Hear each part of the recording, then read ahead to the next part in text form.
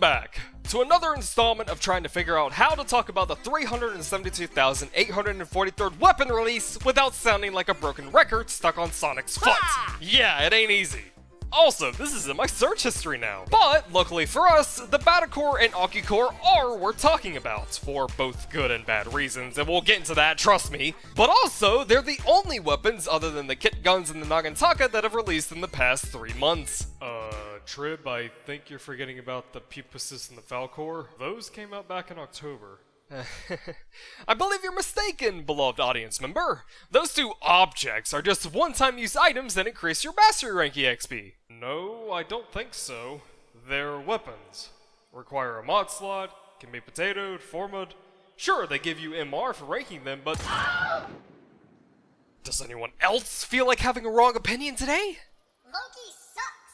Joking aside though, while the Pupasis and Falcor certainly exist, there really wasn't much to discuss with those. Warframe has kind of dug itself into a hole with new weapon releases. We have so many weapons now with so many stat variations that nowadays, if a weapon is going to be used and appreciated, it either needs a good Riven disposition or some kind of special function.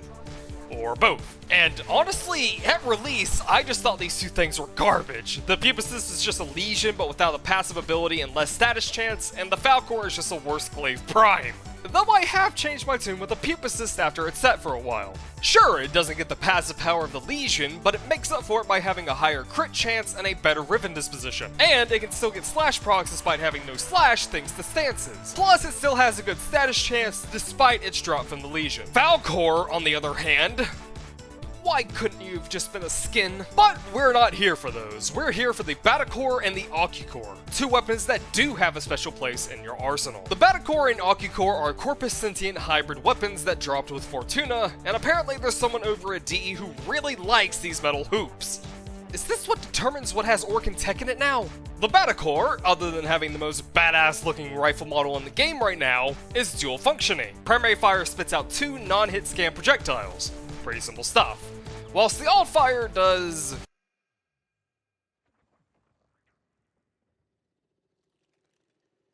Alt fire only becomes available after gaining a kill, which adds a charge to one of these little lines here. If you have at least 1 kill charge, then you get to use the alt fire, which is essentially a quick firing Opticore blast. Punch through plus splash and all. And as you might expect, the more charges stored before using the blast, the greater the damage and the splash range of the blast. Oh, but before you use the alt fire, make sure that you give it a nice bubble bath, a foot massage, let it win in Smash Brothers against you, and take it out to Red Lobster because its splash function seems to have a mind of its own and only works when it feels like it. Sometimes the splash works just fine and will hit enemies that are a good distance away, more than I would expect the splash would reach to, and other times the beam will land right next to a butcher and he won't so much as flinch. Because the alt fire is locked behind charges, this won't exactly be a replacement for your Opticore. It's mainly going to be used for its primary if you're into the 2-shot firing mode, with the Opticore blast being a nice treat every now and then.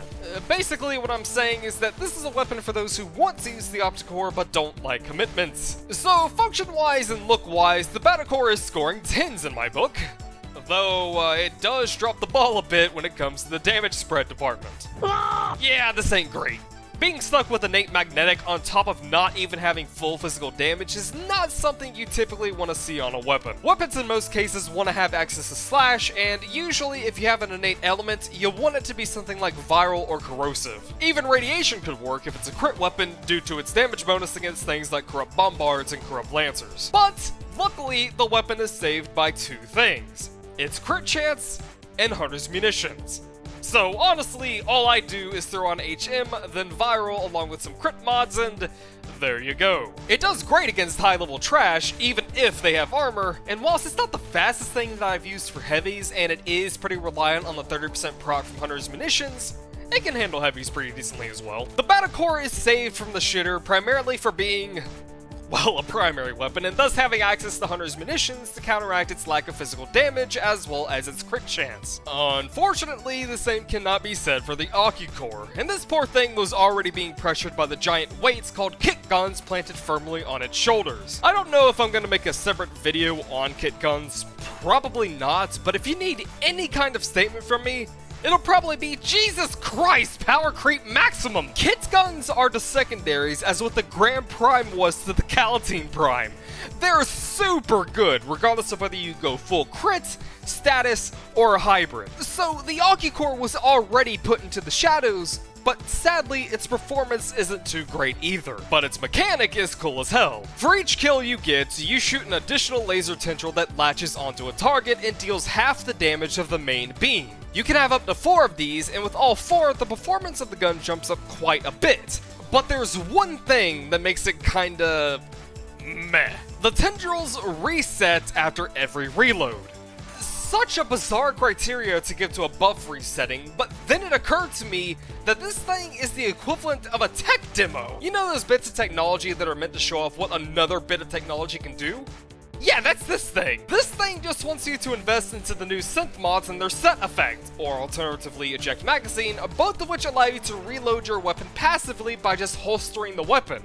This does not reset the tendrils. The problem though, D, is that there are 2 problems. One, you're wanting people to invest multiple mod slots across their equipment to use one weapon effectively, though some of these synth mods are pretty good, I'll admit. And 2, reloading this way is slow as shit. Both eject magazine and a full synth set reload 20% of your gun's magazine every second. Meaning, if you wanted to reload back to full and you didn't want to reset your tendrils, you'd have to go through a 5-second reload plus the weapon draw animation just to get back to using the weapon.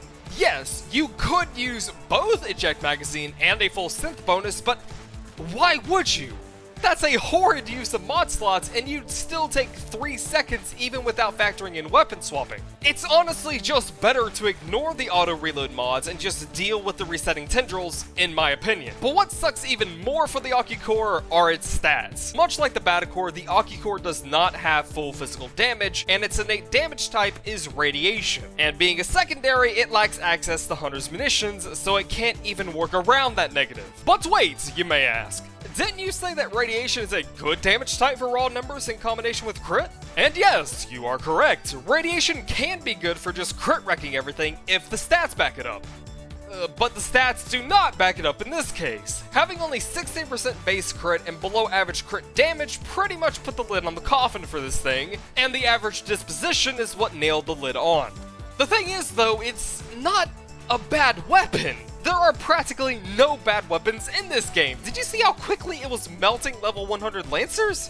It's good, but the problem with weapons is that there often exists another weapon that can do the exact same job. If you want a secondary beam weapon that can multiply its damage source, just pick yourself up a Gaze kit gun and throw on the Seeker Arcane. The stats are going to be much better, and there's no reload criteria on whether your passive will work or not. And I guess that's it, but why do I feel like I'm forgetting something? It starts with a K, ends in an A. Well, whatever, it's probably shit anyways.